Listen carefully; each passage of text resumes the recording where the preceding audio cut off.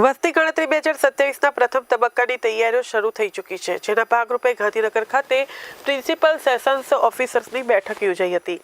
વસ્તી ગણતરી 2027ના પ્રથમ તબક્કાની તૈયારીના ભાગરૂપે ગુજરાત, દાદરા અને નગર હવેલી તથા દમણ અને દીવના પ્રિન્સિપલ સેન્સસ ઓફિસર્સની બેઠક યોજાઈ હતી. આ બેઠકનું નેતૃત્વ મુખ્યત્વે સચિવ M.K. દાસે કર્યું હતું. ભારત સરકારના રજિસ્ટ્રાર જનરલ અને સેશન્સ કમિશનરની કચેરી ખાતે આયોજિત વસ્તી ગણતરીને લઈને તમામ તૈયારીઓ પહેલાથી જ હાથ ધરવામાં આવી ચૂકી છે.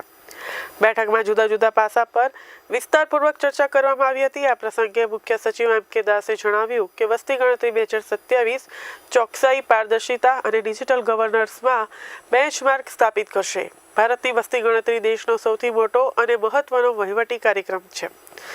વર્ષ 2027ની વસ્તી ગણતરી અત્યંત મહત્વની છે, કારણ કે દરેક નીતિ નિર્ણય માટે આ આંકડા આપણા રાષ્ટ્રના સર્વાંગી વિકાસ માટે જરૂરી બનશે.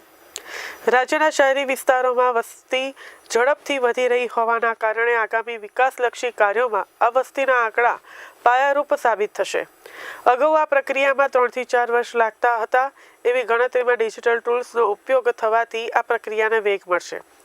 આ કાર્યક્રમમાં શહેરી વિકાસ અને આવાસ વિભાગના અગ્ર સચિવ M.